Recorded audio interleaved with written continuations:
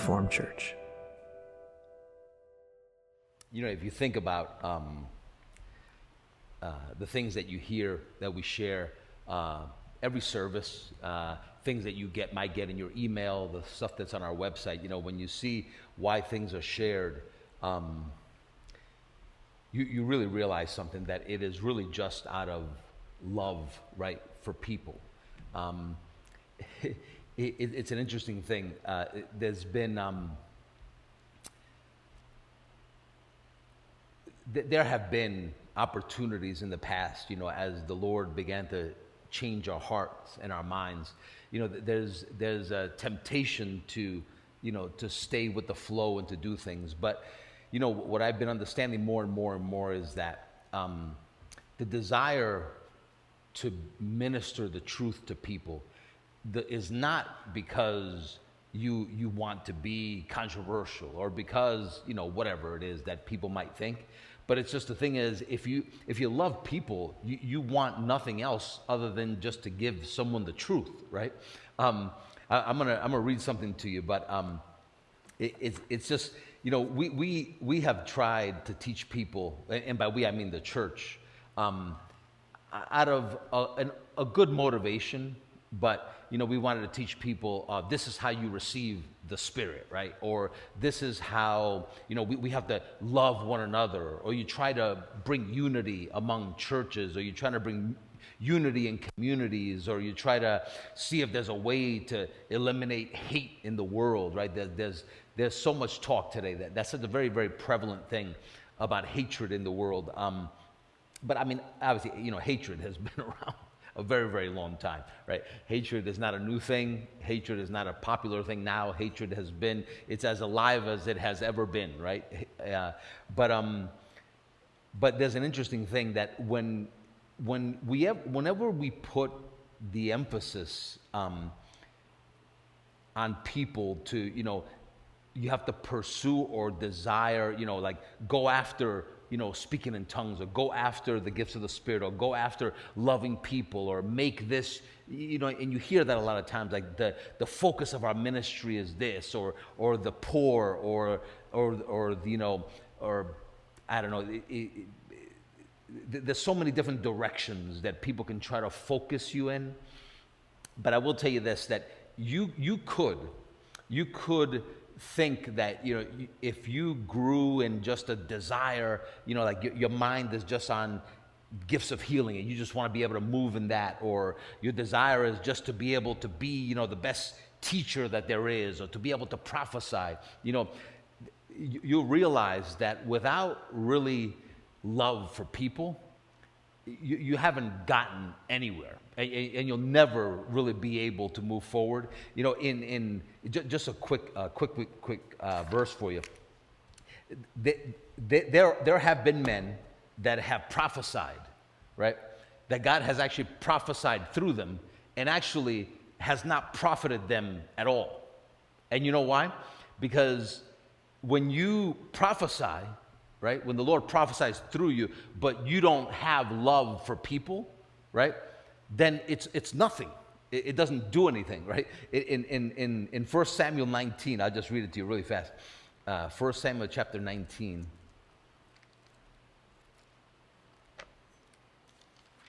Look at verse number 21.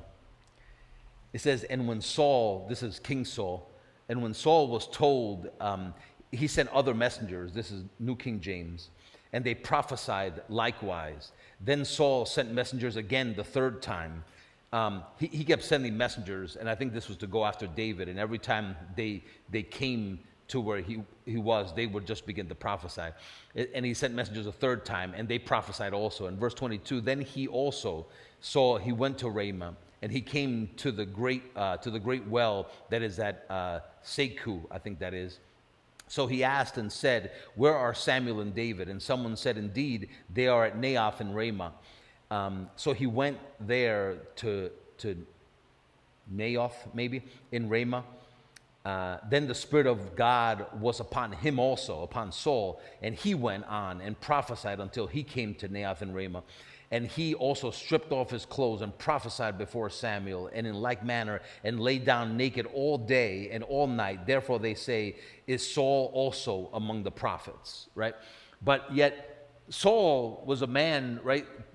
The fact that the Lord prophesied through him did not profit him in the least. And the reason for that is Saul was not a man that knew God. Saul was not a man, he knew of God, right? But Saul was not a man, just to put it after his successor, right? After God's heart, right? Like it wasn't, his being king was not about the Lord reigning through him for the betterment of the people. For him, reigning was all about himself being pleasing unto people, so that he could show himself mighty, so that he could have position, right?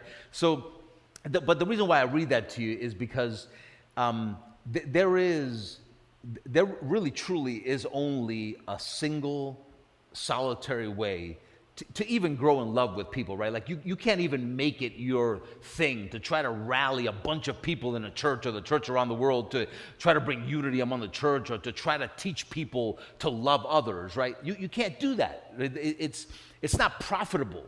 It's not profitable to try to teach people to love other people, because you can't teach people to love other people, right?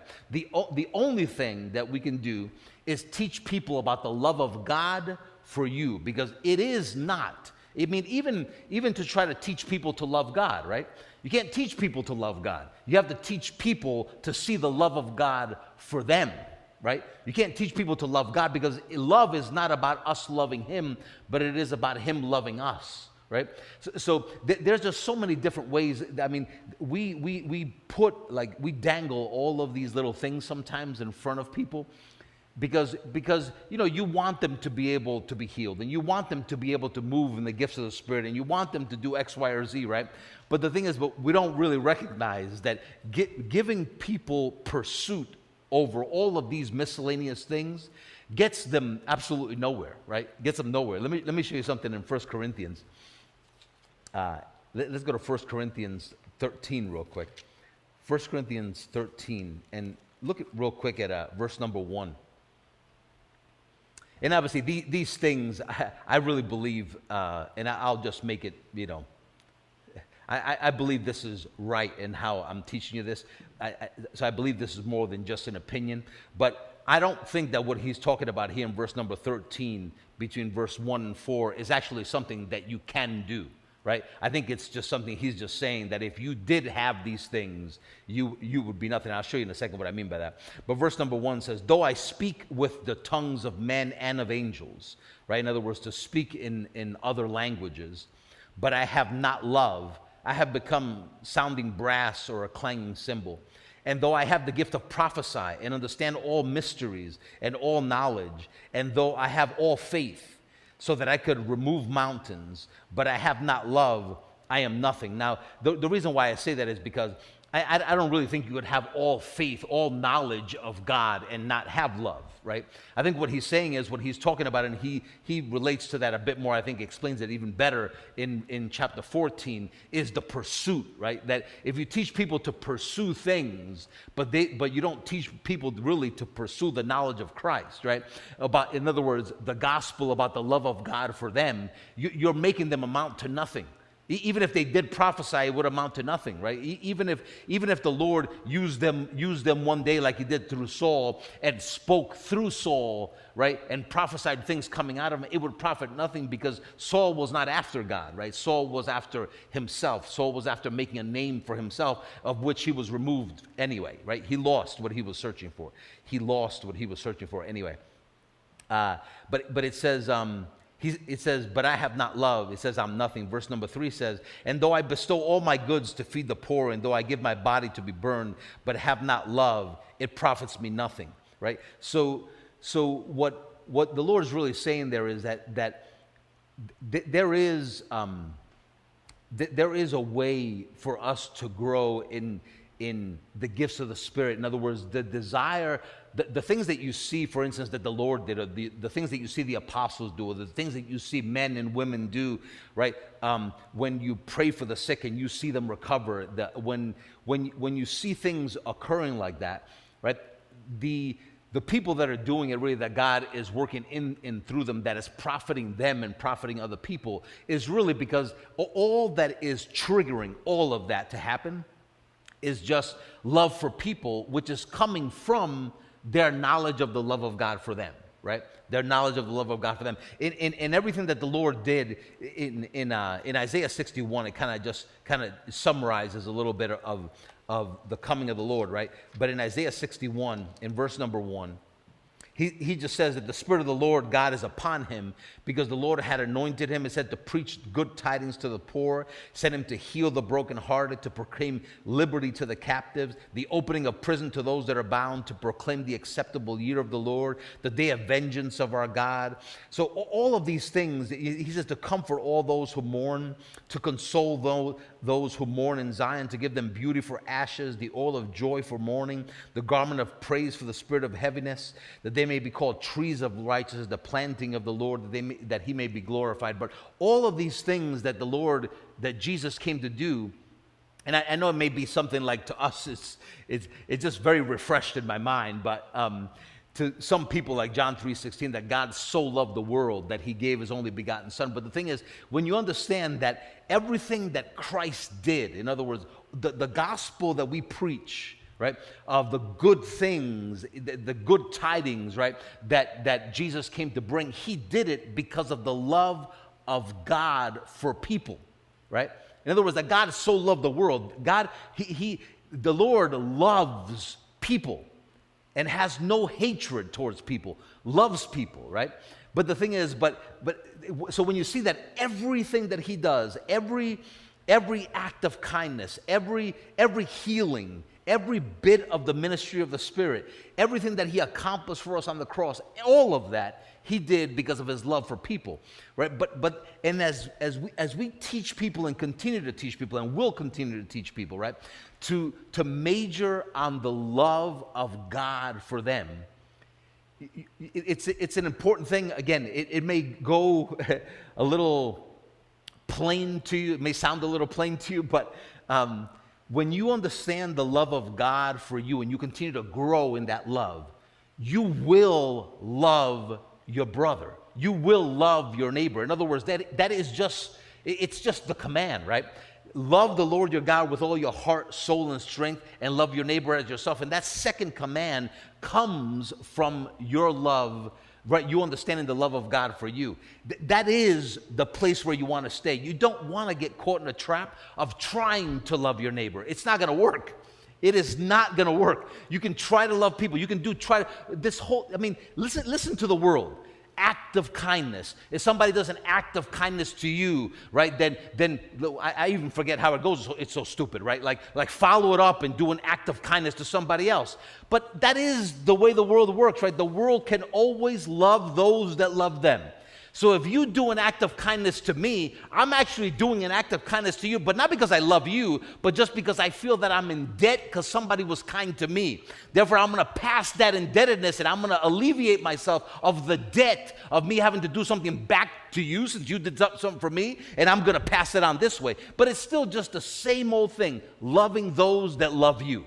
That's where the world lives, right? Is loving those that love them. But it is not, listen, Christians should not get caught up in the world to think, one act of kindness or this, by one single act of kindness is how the world is changed. No, that's not true. The world is changed through the good news of the gospel of how Jesus Christ, right, how God so loved the world that sent his Son, and because of that love that has been manifest to the world, that is how hatred is eliminated on this world. When people's hearts and minds are changed and you can see the love of God for you. Without seeing the love of God for you, people will go on hating one another until Jesus comes back. Why? Because people will stay in that same place. They will hate those that hate them and love those that love them, and they'll stay there, right? People have been there for forever and will never be able to leave that, right? Apart from being able to see the finished work of Jesus Christ and understanding the overwhelming love of God for them, they will stay in their hatred. There is no way to eliminate that without seeing how Christ eliminated hatred, right? He told, I mean, this is as old as Cain and Abel, right? The Lord told Cain, he's like, the way that you feel towards your brother, that hatred that you feel towards your brother that drove you to kill your own kin, right? How old is that? That is as old gets, right? That hatred is the same hatred that we're dealing with today, right? The same hatred that Cain felt in his heart towards his brother is the same hatred that we're seeing in the world today. It is not more prevalent. It's the same old hatred, right? Same. If Cain would have felt appreciated and loved for everything that he did, he would not have felt that way and probably wouldn't have killed his brother at that moment, right? But because the truth about his actions came forward, and the Lord showed him what Abel did, he did by faith. What you did is not acceptable. I don't accept what you did. Even though you bought me something, you didn't do it because of faith in me. You did it with a different reason, right? And no other reason is acceptable to God apart from faith in him, right? So he was hurt, and he took out that hurt on his own brother and hated him for it, right? And hatred has been rampant in the world ever since sin entered into the world. Hatred has been in the world. But to be able to see the love of God manifest for us, right, and how Jesus Christ, right, showed his love, how God manifested his love for the world through the finished work of Jesus Christ. If we teach people and bring them there, loving people, listen, you don't even have to try to do it. It is effortless loving people. It is effortless loving them. But that means that the whole thing even about compromising on the truth, the only time that we find ourselves compromising on the truth, the only time that the church compromises on the truth is when we lose sight of Jesus Christ. That is the only time that we will because you will then begin and do the same thing that you see even in Saul's life. It's been such a great example of how not to lead, right? Right? Because people will compromise when the people don't like it, right? Because then it's not about loving people and giving them the truth, and then just being. Listen, that is the most awesome place to be when you're ministering to someone, when you desire just to give someone the gospel. Listen, love them enough to give them the plain, honest, vanilla truth. You don't got to put no sprinkles on it. You don't have to coat it in anything. Just truth. Lovingly, just give them the truth, and just leave that between them and God. That's it. Just leave it to them. That's all. And leave it alone. Right? You don't have to switch it up to try to make it more palpable to them, if that's even the word, right? So that they can kind of like taste it or swallow it better. Just give them the truth. Give them the truth so they can see it plainly, and then the choice is up to them, right? The choice is up to them whether they accept it or don't accept it. But the times where people find themselves compromising the truth is when it's not about the love of God for them and them communicating that same love to the people that are hearing them, right? But the time that we find ourselves compromising on that is when it becomes, it changes, and it's about keeping something going, where it's about giving people what they need. It's about trying to be modern, about trying to be, give people something that sounds like it has to do with the times that we're living in, right? But it isn't about that, right? It is still the same exact gospel, right, with the same message, and that is what will put the love of God for people, right? The love of God for people, that is still and will always be, right, a fruit of the Spirit, love. Love is one of the first fruits of the Spirit that are mentioned in Galatians, right? The fruit of the Spirit is love, right? Love for people. And can I tell you something? That is where, just going back a second even to something that I just remember from years and years ago, I remember in some of the circles that I was growing up with, and there was so much awesome truth, right? But I remember also being a person being trained to go after the gifts of the Spirit. Like, in other words, I made a concerted effort to try to speak in tongues, to try and heal the sick, to try to do those things, right? But yet you can't teach anyone that. right? You can try to coerce someone into something, but it's not something that can be taught, right? The thing that can be taught and that is a manifestation of the Spirit in teaching, right, is the gospel, right? Is the gospel. In 1 Corinthians chapter 12, if we can go there real quick. 1 Corinthians chapter 12 and verse number 1, he actually goes into that. And I know that it does say in verse number 1, it does say now concerning spiritual gifts, but the word gifts there is actually just added. What he's really saying is concerning the things of the Spirit, or about the manifestations of the Spirit. He says, I don't want you to be ignorant about how the Spirit of God works in an individual and how it happens. And he spends the next 2 chapters just explaining to us, like, how is it that the Spirit of God works? How is it that the Spirit of God works? And he says, and it says now concerning that which is spiritual, brethren, he said, I don't want you to be ignorant, right? I want you to understand these things. You know that you were Gentiles carried away to these dumb idols, however you were led. So the point that he begins to make there, and actually I'll read verse 3 and then I'll explain it a bit more. He says, therefore I make known to you that no one speaking by the Spirit of God calls Jesus accursed, and no one can say Jesus is Lord except by the Holy Spirit. So what he's saying there is, he's not just saying, because, some people have read this before and said, I don't really understand that, because you don't have to be saved to just be able to utter the words, Jesus is Lord, right? But that's not what he's talking about. In other words, what he's saying is, you cannot confess with your mouth that Jesus Christ is Lord. In other words, faith. You can't have faith without the Spirit of God. You cannot. The understanding and knowing the Lord can only come by the Spirit of God. And what he's saying is, there are men that carve idols, right? That carve deities out of wood. And he says those are dumb idols, right? That can't speak, can't show you anything. Let me show you that. Psalm 115 real quick. Psalm 115, and then we'll come back to Psalm 115.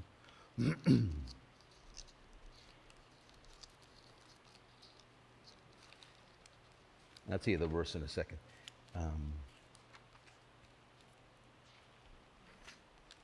Psalm 115. Hold on, I did write it down for you. 5, verse number 5. It says, they have mouths, but they do not speak. Eyes they have, but they do not see. They have ears, but they do not hear. Noses they have, but they do not smell. They have hands, but they do not handle. Feet they have, but they do not walk. Nor do they mutter through their throat. Those who made them are like them. So is everyone who trusts in them. So that's just talking about, we don't have a God that is dumb. In other words, that cannot speak. So to be able to understand that we have a God that is alive on the inside of us and does speak, that means that God has something to say, right?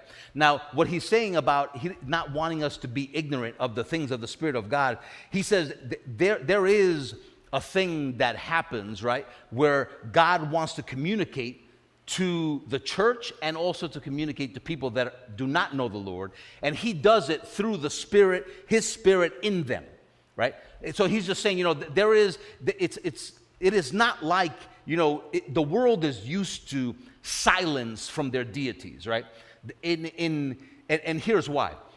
Any faith across the world, any religion of any sort, where its basis is not, right, having access to the Father through Jesus Christ, cannot hear God, right? There is no receptiveness. In other words, you're not hearing anything. He's not hearing you, and you're not hearing him, right? Because there is only one way to have access to the Father, and that is through Jesus Christ. So the world at large, whether it is religious or non-religious, is used to not hearing from God, right? So they will substitute and say all kinds of other things, but it's used to silence from their deity, right? Whatever that deity is, they're used to complete silence from it, right? So because they're used to complete silence from it, it's not an unheard of thing, right, that the church would fall into if it's conforming in any way to the world or even to the religions of the world, to fall into the same trap of having a God that is silent and having to find all other ways of peace, or having to, that through just relaxation and breathing is how you find peace of mind, or however other ways people try to find peace or tranquility or relief from stress or whatever it is, right? But what he's saying here is the God that we serve, in other words, our Heavenly Father and Jesus Christ that live on the inside of us by the Spirit in us is not a dumb spirit, right? The Spirit that we have is not a dumb spirit. So in other words, God in us is not mute. God in us is not deaf. He can both hear you and he can also speak, right? So now that may seem, of course, everyone would agree that God is not deaf and he is not mute. But then we should believe, right? In other words, Pastor Mike has said it so many times, right? If he's given a message in tongues, he wants to clarify, right, that the Spirit of God can speak in other languages, right? But the thing is, why is it such a necessary thing to have to reiterate that all the time, right? Because people actually, even though they believe that God is not mute, they are not used to God speaking. Even though even the church does not believe, right? Not all of the church and not all Christians, right?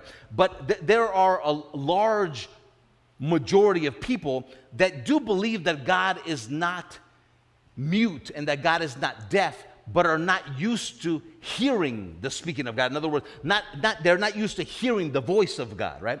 So he says then, regarding the Spirit of God, regarding the fact that God is not a dumb God, and dumb not meaning idiotic, dumb meaning not able to speak, right? Verse number 4 says, there are diversities of gifts, but the same Spirit. In other words, he's saying there are gifts, there is manifestations. The Spirit of God does manifest. In other words, the Spirit of God through us does reveal himself, does make himself known in tangible ways, right? Like hearing an audible word is a tangible way, right? Seeing someone physically healed is a tangible manifestation. So the Spirit of God is not only, right, it's not only about just speaking in your heart, but he wants to make himself known outwardly so that people can see also, visibly see things, right? And so it says there are diversities of manifestations, but the same Spirit. There are differences of ministries, but the same Lord. And the ministries, obviously, there belong to the Spirit, right? There is no ministry that belongs to men. Ministry is of the Spirit, right? In other words, it is the Spirit of God in us that desires to make himself known, right? And he works in and through us, right? And we, just as God loves the world, I love the world. Just as he loves the world, I love the world, right? Now, my love for people can be up and down because my knowledge is not perfect. But the more and more that our knowledge is perfected, right? The more and more that we know the Lord, the more that you see that love manifested more perfectly from us, right? So it says that there are differences of ministries, but the same Lord. There are diversities of activities, but it is the same God who works all in all. So it is the Spirit, the God that is not dumb in us, that is ministering to people. But again, the funny thing here where we're going is that the ministry to people, if you've ever had a desire to minister to people, if it's coming from a desire to want to be seen, from a desire to be able to say, hey, look, I can heal the sick too, from a desire of anything that is anything like that, apart from just simply the love of God for you, right? It's not going to amount anything. It won't profit you anything at all, right? It's not going to profit. It's not going to profit. It says, verse number 6, it says, and there are diversities of activities, but it is the same God who works all in all. But the manifestation of the Spirit is given to each one for the profit of all. Now that's an important thing, right? What he's saying is that when the Spirit manifests something from you, right, it's given to be able to profit everyone, right, including yourself. Now the cool thing about this is, if you just keep going back to what I started with, right, when you are growing in the love of God for you, the very first person that benefits and profits from that is you. Always, right? In other words, the ministration of the Spirit that's happening through you is coming from you because of your growing knowledge of His love for you. So the first and foremost person that is benefiting is you. So in other words, I'm not going to try to grow in the love of God for me because I want to be able to move in the gifts of the Spirit.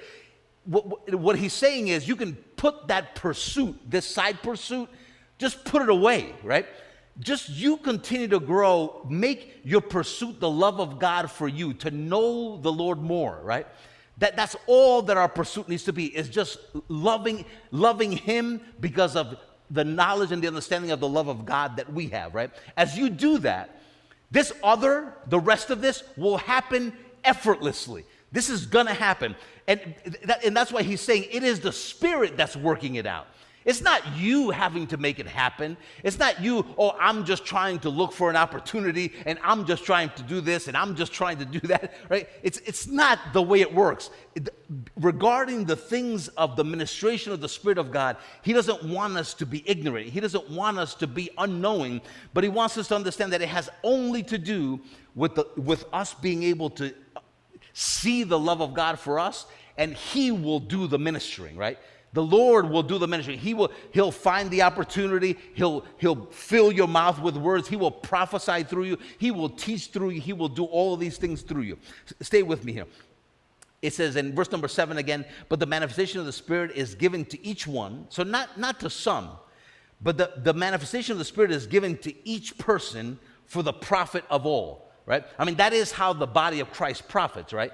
By being able to provide to one another and have care and love for one another.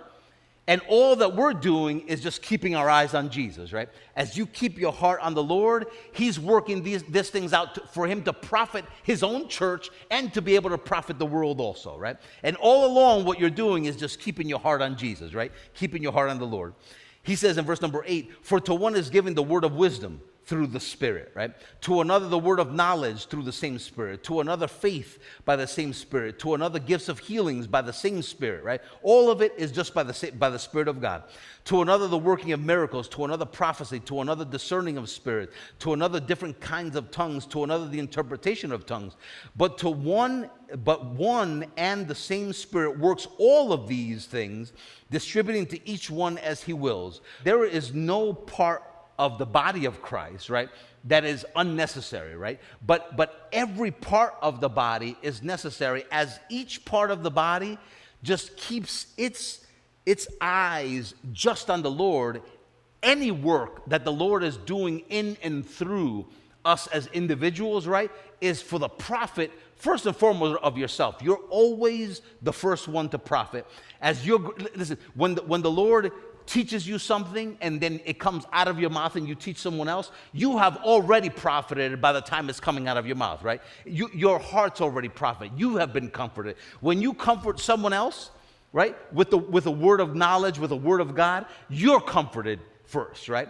So everything is always profiting you first, but understand that as the Spirit of God ministers to others, it's always going to be out of love for them. Always going to be out of love. Not to just to make a name for you, not to it's so that people can see manifestly the love of God for them, right? If you teach people Christ, what they're seeing is the love of God for them.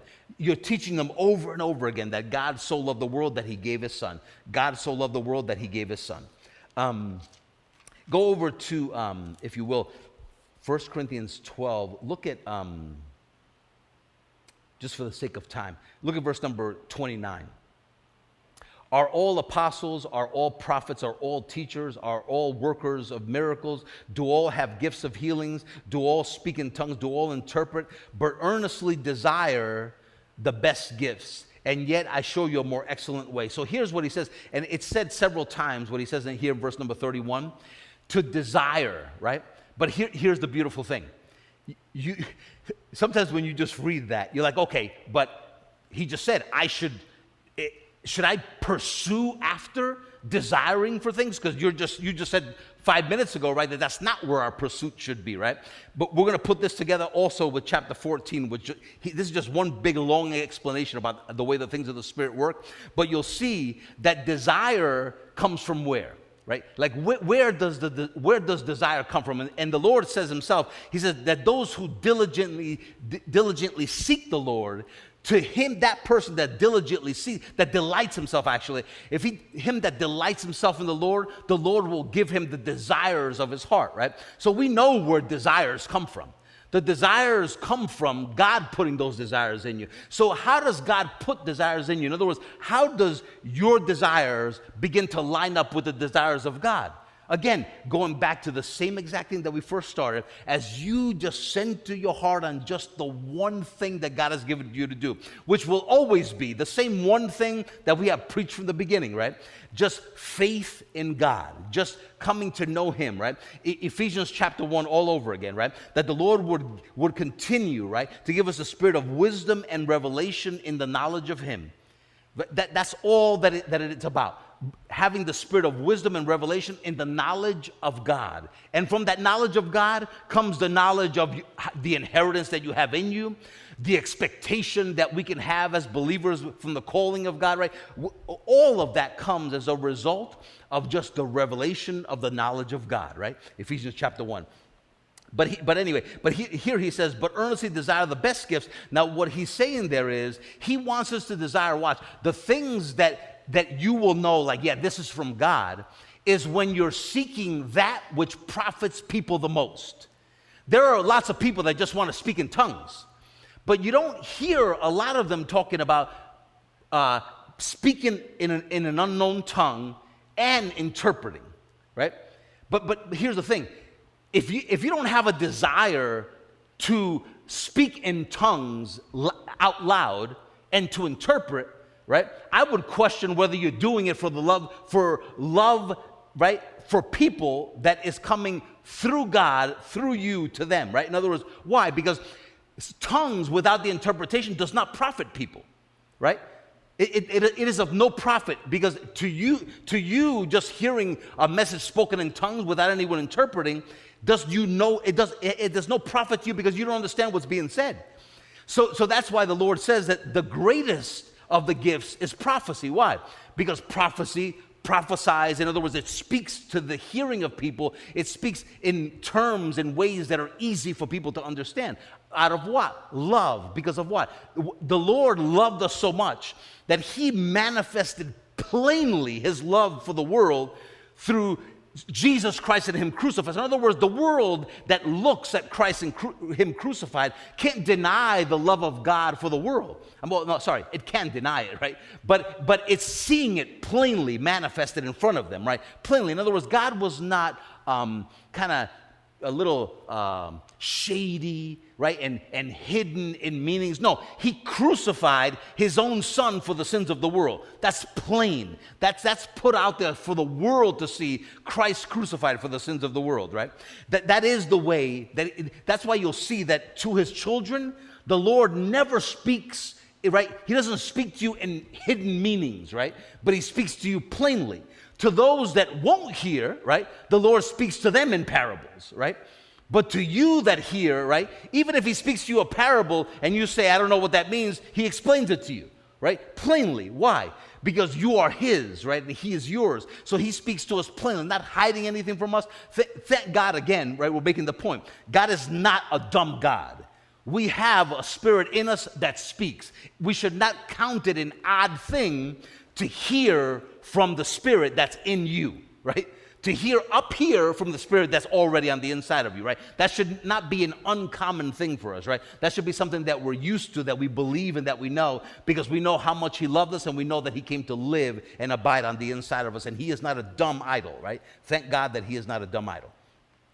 In chapter 13, we already read about how unprofitable it would be that if you could have all of these gifts but yet had not love, they're of no profit at all, right? Because you're only doing it not for the betterment of the people, not in order to see people be able to plainly see Jesus, to see people, to have a work that would be able to confirm, right, a gospel that's being taught. But instead, it's just done to be able to make a name for yourself, to be able to make a ministry for yourself, right? None of those things will profit anyone, right? Including yourself.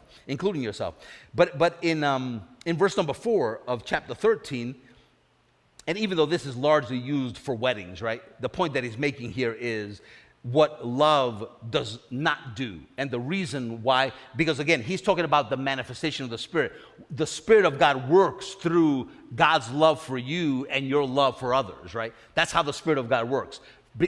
Because of his love for you and your love for others, right? It says, in verse number 4, it says that love suffers long and is kind. Love does not envy. Love does not parade itself. It is not puffed up, does not behave rudely, does not seek its own, is not provoked, thinks no evil, does not rejoice in iniquity, but rejoices in truth, bears all things, believes all things, hopes all things, endures all things. Love never fails. It says, but whether there are prophecies, they will fail. Whether there are tongues, they will cease. Whether there is knowledge, it will vanish away.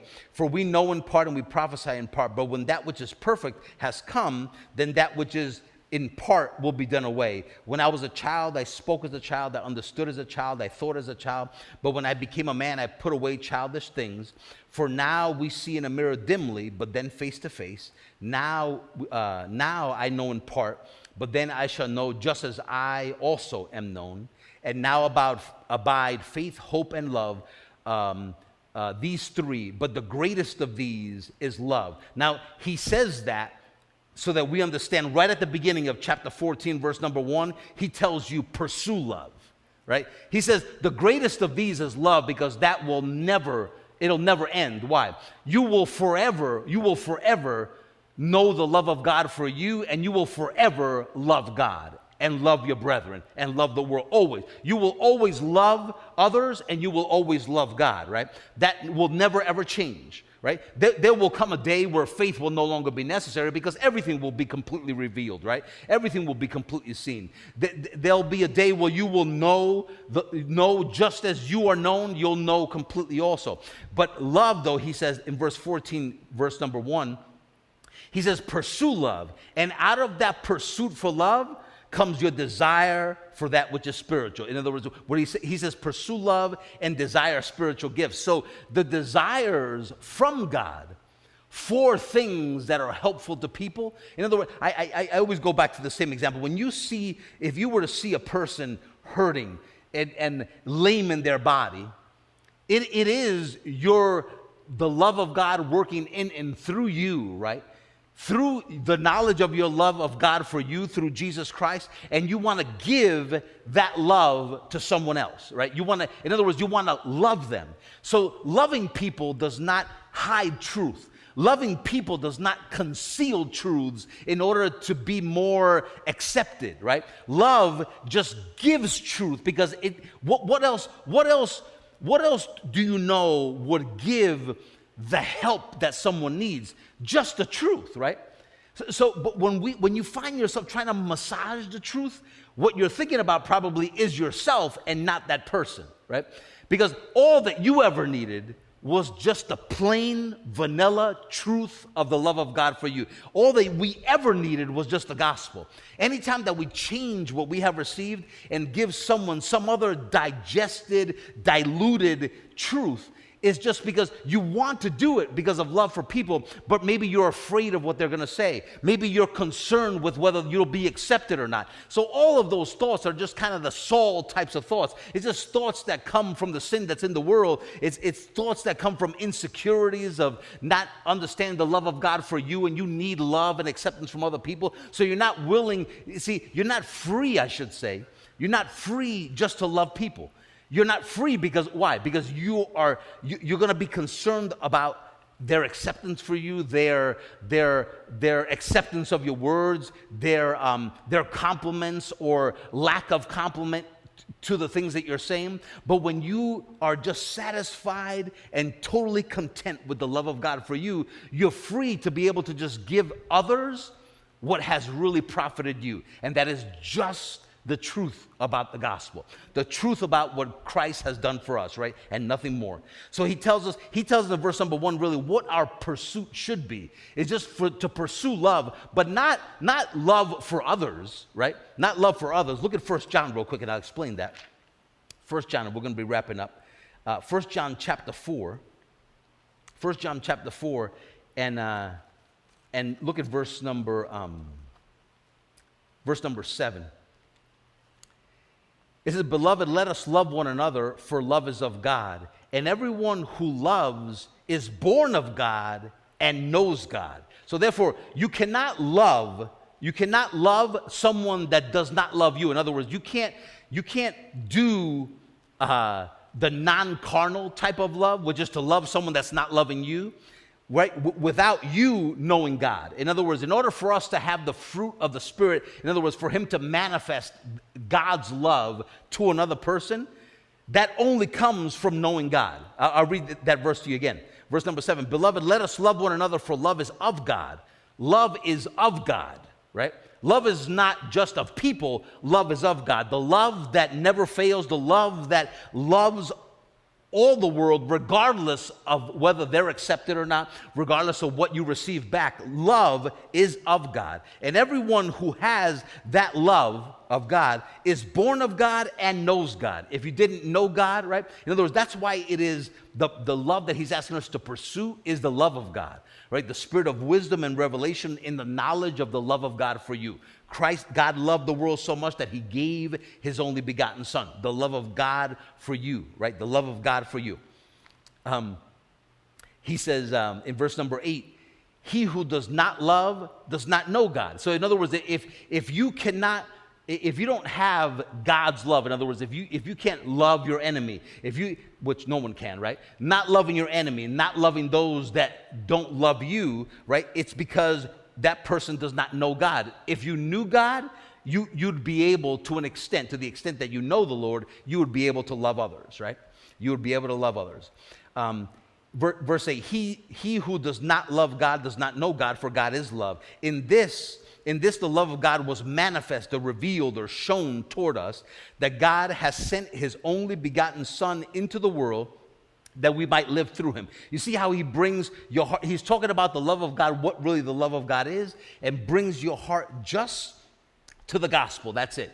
God loved the world so much that he sent his only begotten Son into the world that we might live through him. Verse number 10, "In this is love, not that we love God." Again, it's not about majoring, "Oh, I just love God so much," right? That's not what the Lord's asking you to major. He doesn't want you to get to a place where you're concerned, and I've heard people that have come to this church before say it, like, "I just don't know, like, if I love God," right? Like, how can I love God more? He says what? He said, "Beloved, let us," sorry, where were we? I lost my place here. Verse number 9, I guess. "In this the love of God was manifest toward us, that God has sent his only begotten Son into the world that we might live through him." Yeah, verse number 10.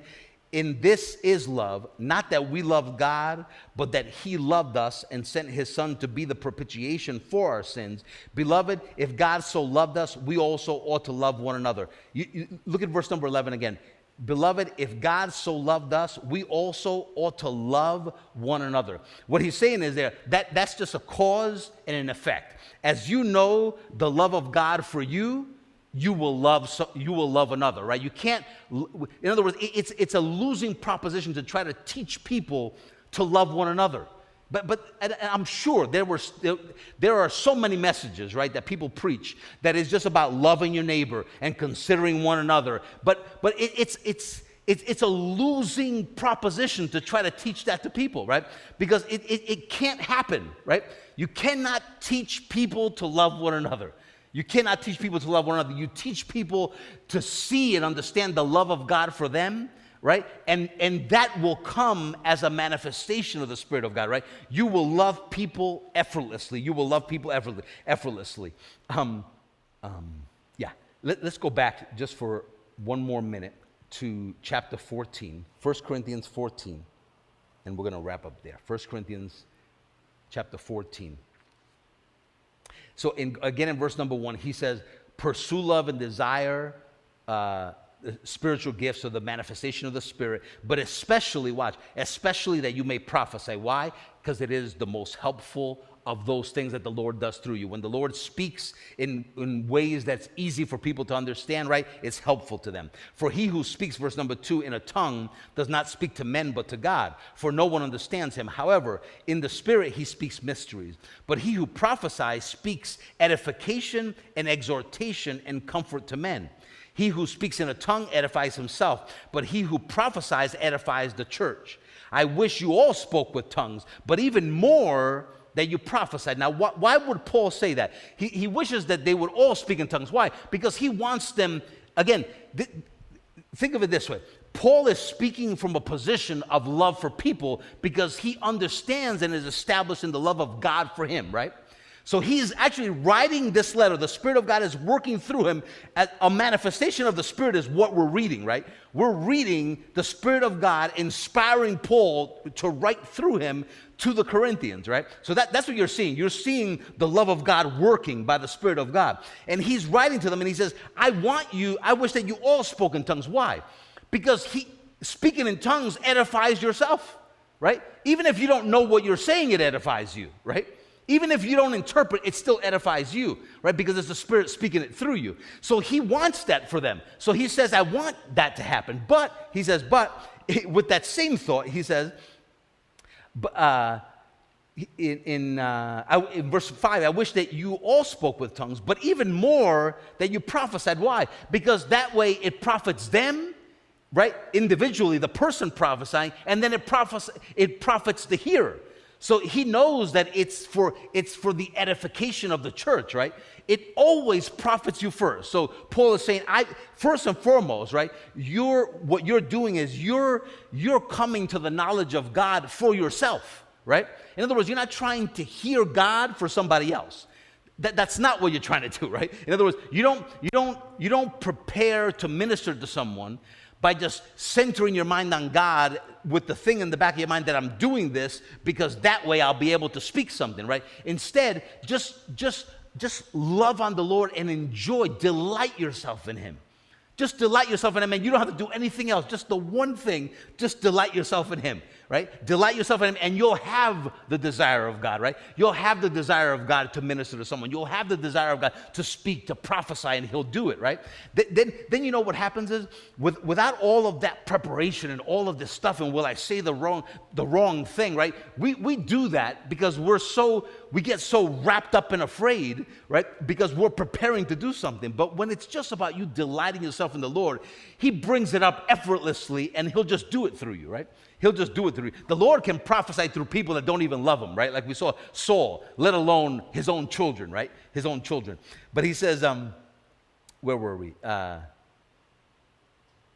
Let's do 5 again. He says, I wish you all spoke in tongues, but even more that you prophesied. For he who prophesies is greater than he who speaks with tongues, unless indeed he interprets, that the church may receive edification. So that obviously makes sense, right? If you speak in an unknown tongue and then you interpret what's being said, you're basically prophesying, right? You're speaking, you're translating what has edified you and comforted you, and now it's comforting everybody else too, right? So it's comforting you and comforts everybody. It's the best of both, right? If you're prophesying and you don't speak in a tongue, you're still doing the same thing. You're profiting yourself, and then you're profiting everybody else as well. He says, but now, brethren, if I come to you speaking with tongues, verse number 6, what shall I profit you unless I speak to you either by revelation, by knowledge, by prophesying, or by teaching? Right? So those are all things the Lord can do through you. He can reveal something to you, speak a word, reveal and open something to you so you can see it clearly, and you can give that same revelation, you can speak that revelation to somebody else.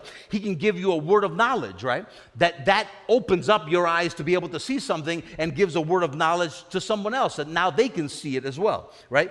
You can prophesy to somebody and it can benefit someone else, or you can teach something that the Lord has taught you, right? And it benefits benefit someone else.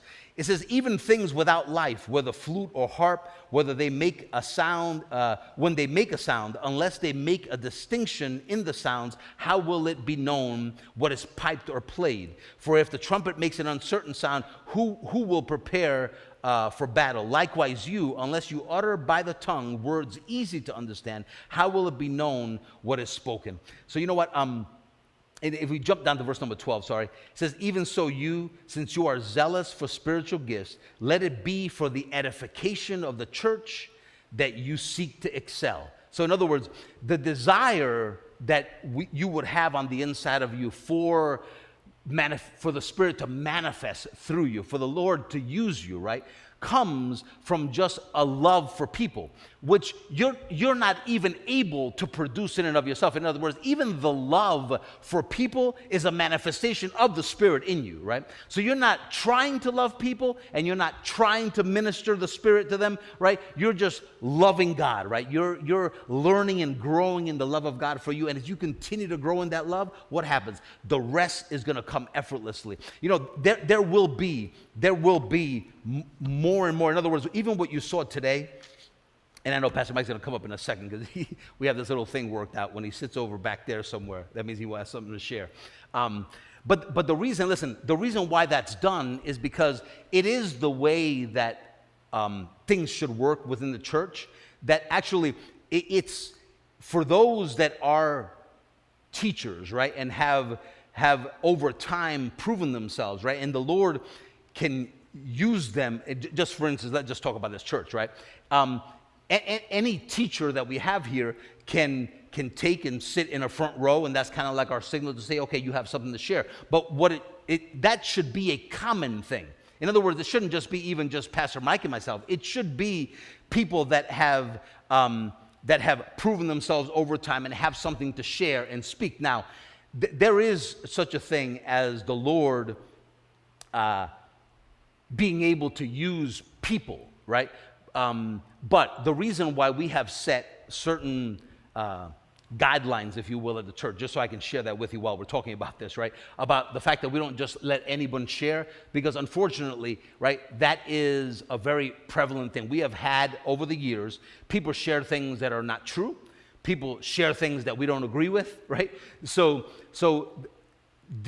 again, when we speak, right, when we're teaching something to you, we're doing it right out of a love for you and a desire to see you continue to grow in the love of God for you.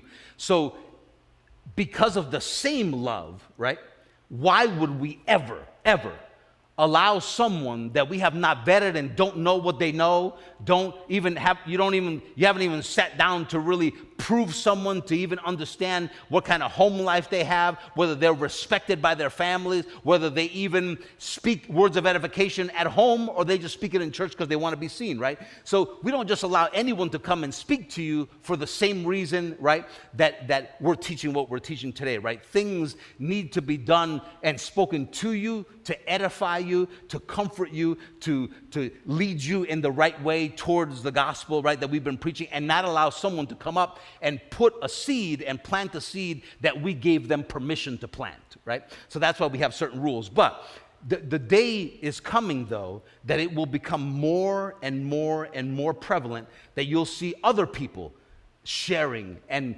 giving words of knowledge and words of prophecy. Why? Because there is no way that it's not going to happen.